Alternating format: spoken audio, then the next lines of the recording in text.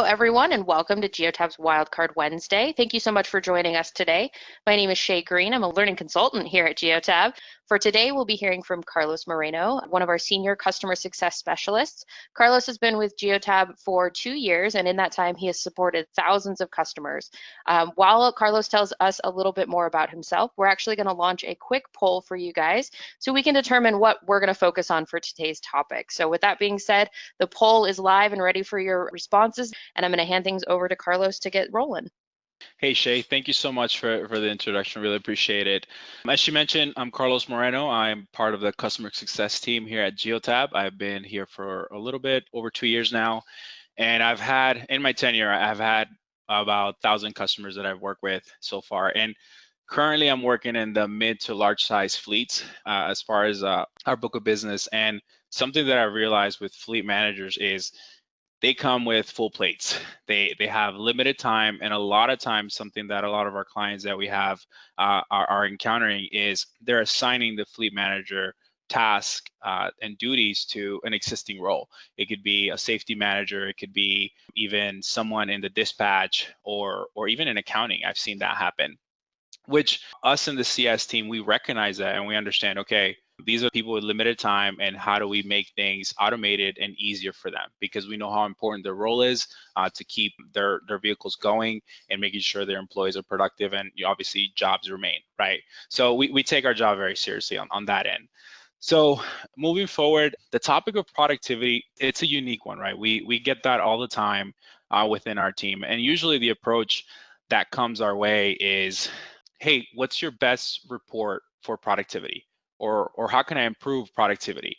And it's such a broad spectrum of items that we can focus on. And obviously in the poll that we're collecting, we're going to kind of pinpoint some of the things that you guys want to see and kind of focus on.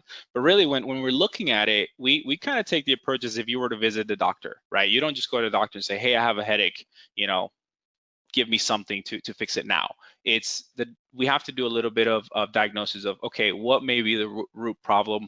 What is it that we want to focus on, and what the end goal is, so we can kind of tailor specific tools, specific reports, and kind of tailor made what it is that you want to see. That's how we approach it. And through that approach, there's some universal fundamentals that need to be in place. Things like your fleet and your Geotab device health, which I'll talk about a little bit on that. Once you have that in place, then we can be sure that we're getting all the data that we need. And from there, we can discuss reports and the different tools that we may have and how to configure those and how to really customize them for yourself. Now, from there, we want to understand how we're going to measure this progress. What does good look like? And really utilizing our dashboards, our emails, automated email reports, and the alerts that are on there, even through our custom rules or even default rules. How do we manage that, right? And really, it comes down to the communication with your team. And I'm just checking in on the poll. Shay, have we gotten some of the results? I was actually just about to jump in. Looks like we have a very close race between asset utilization at number 1 with 44% of the vote, followed pretty closely by fleet health at 35%, then trips history and maintenance reminders, and nobody on the call today cares about idling. So we'll go ahead and hide that. But it looks like asset utilization and fleet health are the top ones there for us. Perfect. And those are some of my favorites. So I appreciate you giving me that information. Okay. So talking about fleet health, there's a couple items that I usually encourage our fleet managers to focus on. We have the engine faults report that's really important, and we also have the telematics fault reports, and these two are good to keep an eye out. Number one, the engine faults report, we want to be able to ensure that you maximize the lifetime of your vehicle. We want to be able to make sure that you're getting the most out of these assets. And really, the engine faults report, what it is just like if you were to take your vehicle to a mechanic and they were to plug in the diagnostics device to pull the codes that are triggering engine lights. Our device does that on steroids. It collects every even minor alert that your vehicle and the OBD2 port is broadcasting that led to that engine light. So this is a great tool for fleet managers to be able to see trends on which vehicles are reporting issues. And if they see trends of weekly having similar issues, then we can select these vehicles to be checked out before any major repairs are needed. And that way we're going to be able to prevent any downtime or vehicles shortage in the fleet to where other vehicles have to take on this workload, and now they're having to be taken in for maintenance more frequently. One of the best practices that I see with this report is we encourage our fleet managers to partner up either with their in-house salary mechanic to receive this report so they can see these trends. And if they don't have an in-house salary mechanic, even a contracted mechanic, someone that you trust, someone that you utilize constantly to look over your fleet, to receive this report, to be able to identify, hey, these are the major points. These are common issues that we're seeing, and if engine lights are being triggered, we can bring those in ahead of time, right, to prevent those major issues. Secondly, the telematics faults report. What this one does is your Geotab health, and this is important because we want to be sure your device is plugged in at all times. Make sure if you're needing harnesses, if it's not installed correctly, if it's being removed without your authorization. We want to be able to capture those things. And with this report, it'll even trigger if it captures low battery voltage alert, right? So this is a great way to identify if any vehicles are going to have any type of issues. You don't want to come in the morning and a driver unable to, start up his vehicle, right? So, and again, at the end of the day, I think the biggest piece of why this report's important is we want to be sure we're capturing that data. Because if we have this game plan, this action plan of addressing productivity and tracking this, the only way we're going to track that is if the devices are plugged in, your fleet is connected, and we're receiving that information. Now, when it comes to productivity and some of the tools, there's, again, as you saw through the poll, right, there's so many categories. It's going to take each fleet manager, each organization identifying what's going to be important to you. Because if you try to take on too many things at once, I don't think that's going to be very effective. So as we know in this call, particularly idling, no one cares about. So we don't have to focus on, we don't have to enable any kind of alerts or any reports to be sent to you. But if we're talking about asset utilization, which I'm actually going to talk in depth in the next slide, but in the next piece, obviously, you're talking about fleet health. There's different reports that can be utilized. And I'm actually going to jump into the database briefly and touch on a couple here. So coming into your database, when you log in, your dashboard is right up front. You're able to see the reports that you want to see. And what I love about our dashboard is the fact that it could be uniquely tailored to each user. So if I make any changes to my database, if I want to reorganize any of the reports here, it's not going to affect the view of anybody else, right? So from here, talking about fleet health a little bit, I talked about the telematics report, which is one of the default reports that are in your database. Secondly, you also have the engine faults report. You can download it from there. I think your go-to, if you're not going to look at any other report, at least take a look at your Watchdog report. And this Watchdog report just lets you know in your entire fleet how many vehicles are active, live, communicating, and we're actually going to go ahead and open it up, communicating, and which ones are not, and how long they're not communicating for. So when this is a report that I would definitely say look at it at least on a weekly basis, right?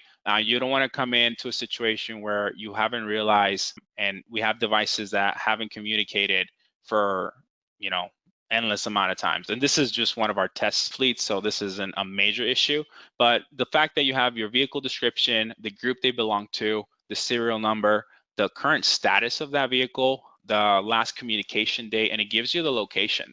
Something that happens a lot, and I've noticed with some of my fleets, is if a vehicle hasn't communicated for a few days, sometimes it ends up being that the device was removed at the workshop and it was never plugged back in. This is a pretty quick way to identify where that device was unplugged. I was able to identify that with a fleet a couple months ago where we saw the shop address triggered a couple times on a couple of their vehicles. And again, this report is very useful, so I always recommend it. Now, moving on, I know that you guys wanted to talk a little bit about fleet asset utilization. So I'm going to move on to this report real quick. Now, with the asset utilization report, I have to say, I preach this one to our fleet managers and our clients quite a bit. I think it's one of the most underrated reports that we have. I don't think a lot of people utilize it too much, or they don't know exactly what information they're looking at. It's when you're looking at it on your dashboard, yes, it just highlights your 10 most utilized or 10 underutilized vehicles. But what does that mean? So looking into it, what this report does, it gives you those top 10 on both ends, but it gives them to you in 3 different categories. It gives them to you in number of days used within a date range. So right now, for example, we're looking at a 90-day window. So within those 90 days, it gives you each vehicle, how many days those vehicles were driven within that date range, but it also gives you the amount of drive time that vehicle had, right? The windshield time. And the last category that it gives you is the distance. How much the mileage that was traveled within that time. And what's great about this is one vehicle doesn't have to be the same across the board. Just because N905 was driven the most amount of days, it doesn't mean that it was driven the longest time or the longest distance. And also, obviously, on the other end, it gives you the least utilized vehicles. And from here, it really allows you to make business decisions from here. For example, we noticed that the New York location has most of the slots in the top 10 utilized vehicles. It could be very easily to identify for a fleet manager to see, okay, New Jersey, California, these different locations have vehicles that are being underutilized. Why don't we bring those into this location and use them there? Right? We really want to be able to take some of that workload off of these vehicles. This would minimize the amount of maintenance that these vehicles would require and how often, and just spread the workload, right?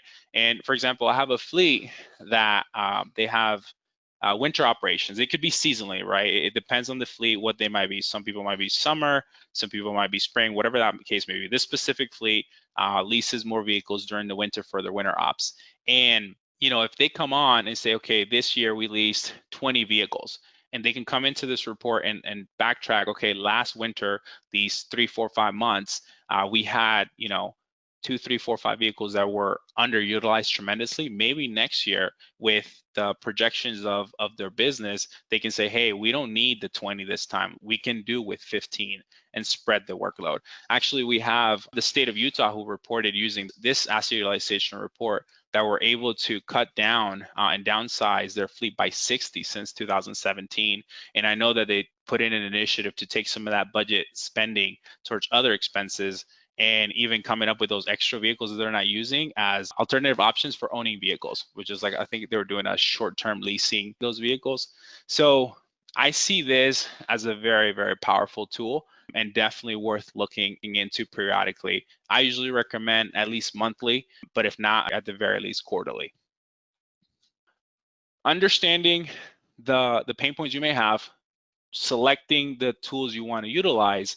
Now, how do you want to see it? And this is where you have to really identify how your organization is going to digest this data best. How do they receive information, and how is it going to be impactful? We have a few ways, right? We have, like I mentioned earlier, we have our dashboard that you can visibly see charts and be able to trend these numbers and understand what's happening there. You can also schedule these reports to be emailed, right? And these could be set up either daily, weekly, monthly, quarterly, whatever you want to be able to see or what's important to you, we can schedule those things.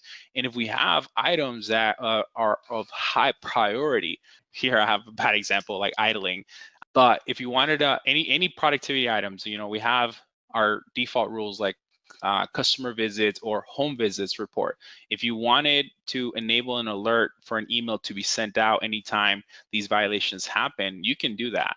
You can also create a distribution list of lists of users to receive this, whoever the stakeholders are, right? Whether they're supervisors, managers. And the great thing about it is, as long as these users are added into the database will filter out their data access. So to make sure that they're only seeing and receiving their particular vehicles, not vehicles that they're not supposed to see.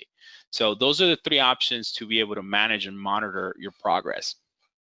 Now, taking that into account, you're identifying your issues, right? You figure out the reports you're going to use. Where do you go from here now? You get off of this call, you go back into your fleet, you're back into your Geotab, things look the same, right? And you picked up a handful of things that I said. I'm hoping that they help.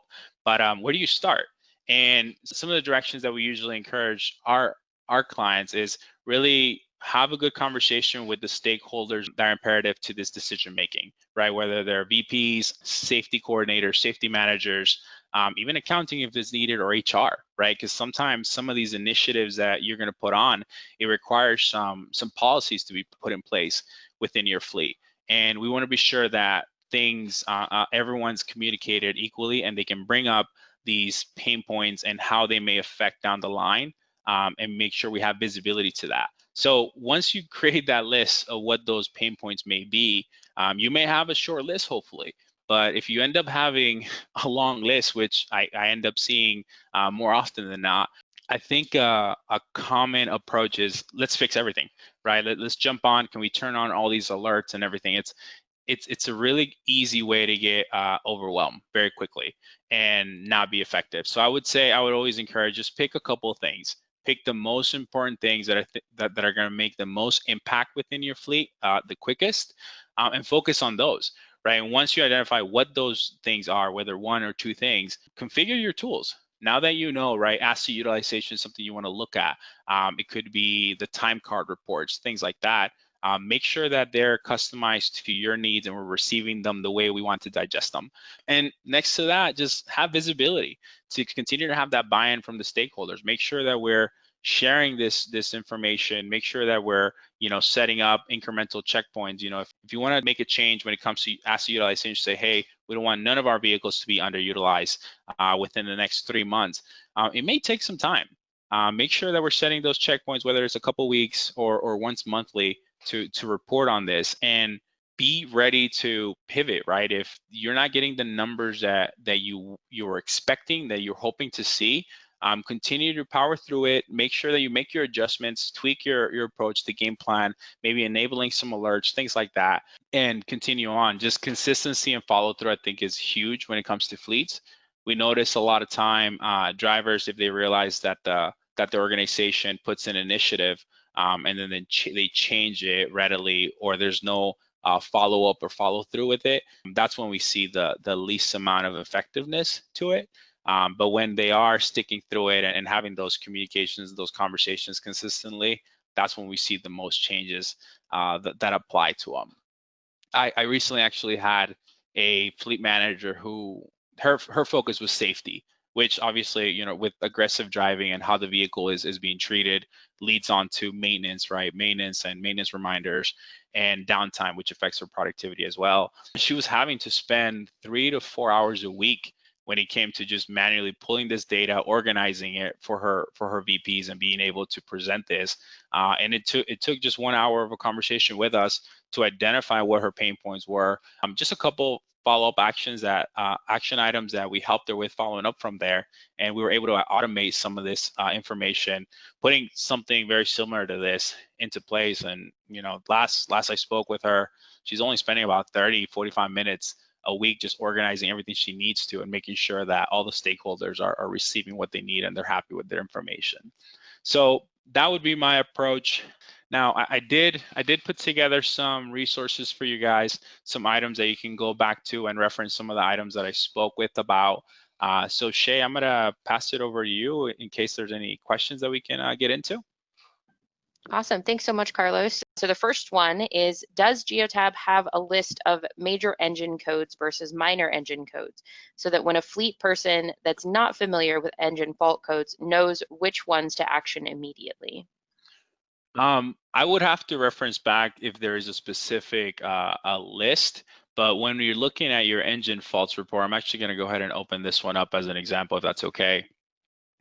You're able to identify the minor ones and the general. It's going to be listed as a general alert, and those are the ones that are triggering your check engine light.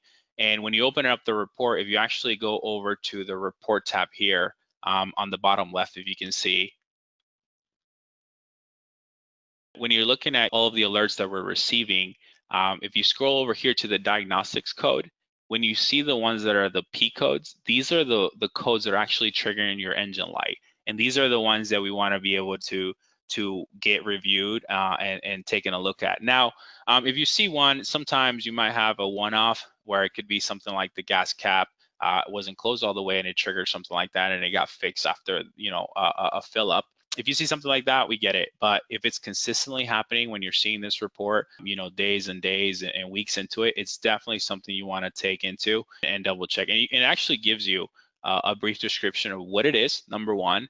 And you can actually Google this code for that specific make and model of that vehicle, and it'll give you a more in-depth description of what the issue may be. And this is a very useful tool I share with my fleet managers of what that may be, just because it kind of bridges the gap between their mechanic or their whoever they're utilizing to fix their vehicles and them, right? There's not that mystery. It's like, oh, well, you have all these issues with it, where you can come back and say, well, actually, I'm seeing this trend and I see these P codes. This is the issues that I'm seeing in my vehicle. Can you double check that those are the case? And that is correct. So that would be the way to identify what's a minor alert versus what's something that we should definitely look into. And these codes will allow you to do that. Awesome. Alrighty, next question that we have here is the fleet utilization report does not take into account engine hours, which are important for utility or construction trucks. Will this report add engine hours or can you customize it? As far as the engine hours, honestly, we would have to go back to that. I'm not sure if we're able to add it or select it as an option instead of using maybe mileage. So I would have to get back to you on that one. Alrighty, next question that we have here is how could vehicles with devices that are not communicating be taken into account in the utilization report? They wouldn't. If the device is not plugged in, we're not receiving the data, so we wouldn't be able to track when those vehicles are being utilized, because that report is letting us know every time this vehicle is being turned on. We need the GPS of the device to be able to track the distance and the drive time that they're having. So that's why when I talk about universal fundamentals, the fleet health, the watchdog, and making sure that these devices are plugged in, it's imperative for us to be able to track that information, because without it, we're just not receiving it. And that's where these reports are going to be skewed. And it's going to be harder to track your productivity and your progress of the productivity. Alrighty, next question that we have here is what is the best way to deal with those unknown diagnostic engine faults?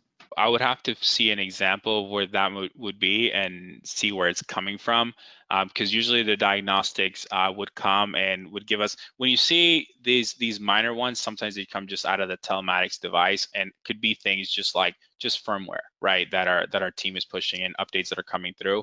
But as far as, it'll tell you where the source is coming from, so at least we'll have an idea where we need to be looking at. If it's from the OBD2, then obviously we know it's from the engine itself. That's what would generate these.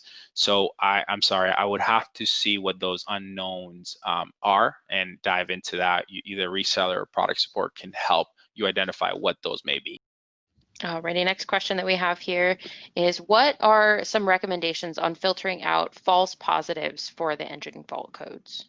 So a recommendation for that, we actually recently did this with the fleet, was we customized a specific report because they were getting a lot of these firmware telematics updates, and it was the fleet manager wasn't very comfortable with the amount of alerts that she was receiving, so she couldn't digest through all that.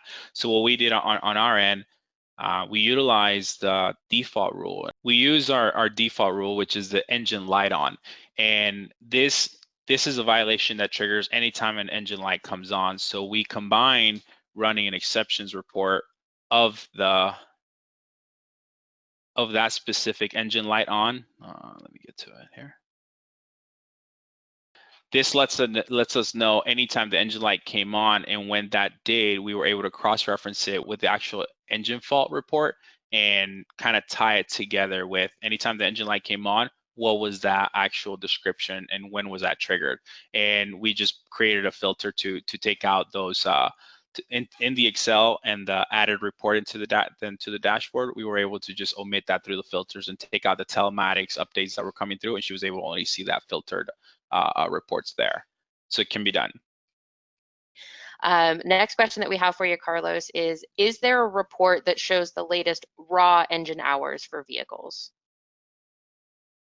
We do have it in the device detail report, which would be located here, and this could be used to bring it out into the report itself and put it as an item that's listed, and we can automate that report to be pulled. So it's available. Perfect. And then for customizing reports like this, where you are pulling information from that data tab, a lot of the resources that Carlos included in that last slide in the presentation will help you with being able to set that up on your own, or you can reach out, of course, as always, to get help with that. It looks like the next question that we have here for you, Carlos, is there a way to see why a vehicle's device stopped communicating, such as a dead battery, disconnection, or device issue? if you notice the device that's constantly in your Watchdog report, I would definitely double check this telematics faults report for that specific vehicle. And we can actually run that report. You can run a specific date range for that report and say, okay, this vehicle is having these issues. I want to see what this month has looked like for this specific vehicle. You can select the vehicle that you're having that specific issue with. You want to go back at least a few days or a couple of weeks, and then you can run this manual report and use this to see any trends that you're seeing. A lot of times when I'm dealing with the fleet who are dealing with unauthorized device removals, we'll use this report to identify if the device lost power or has been restarted. And usually with an unauthorized device removal incident, we'll see that device lost power and when the device came back on, and they're usually back and forth from there. So this would give you a good preview of it. I'm not sure why this one's not pulling up, but maybe this vehicle didn't have it.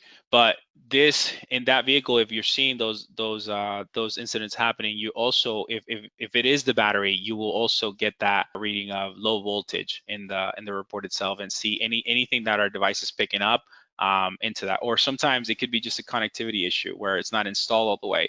And if the device notices that it's losing and getting power intermittently, it'll trigger just a potential install issue, which would trigger the fleet manager to just double check, make sure that it's plugged in all the way, maybe unplug it, plug it back in to restart it, and make sure that the connectivity is 100% secure.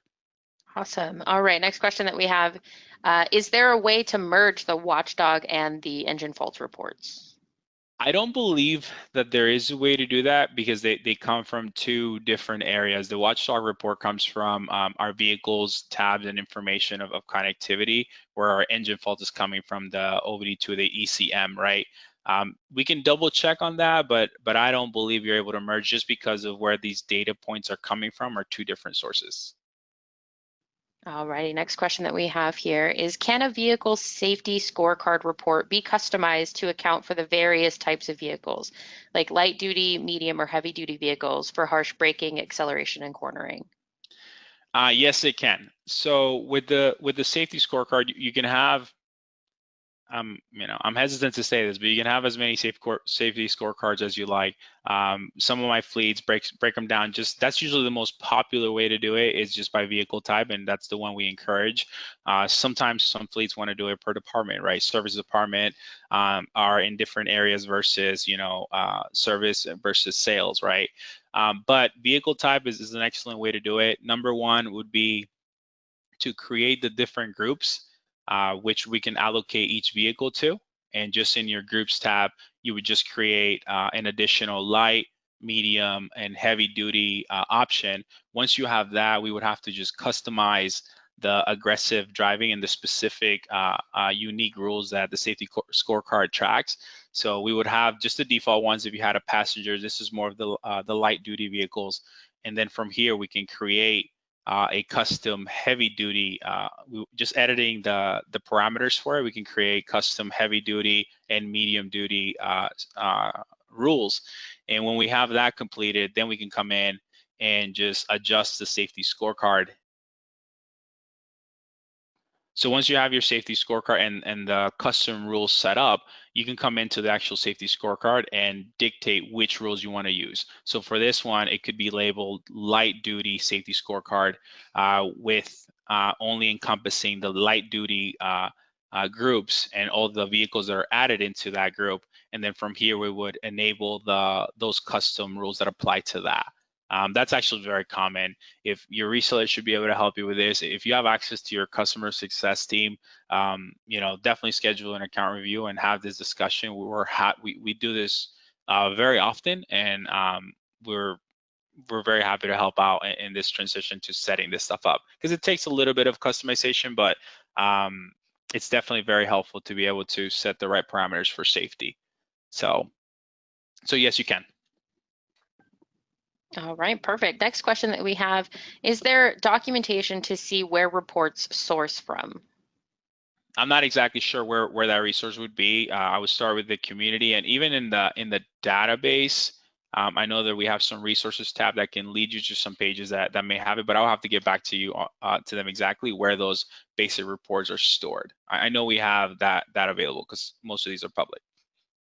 Perfect. And I think in your resources slide as well, Carlos, I believe the built-in reports Yes. option there may contain that information for you guys too. So definitely take a look into that as well. Yep.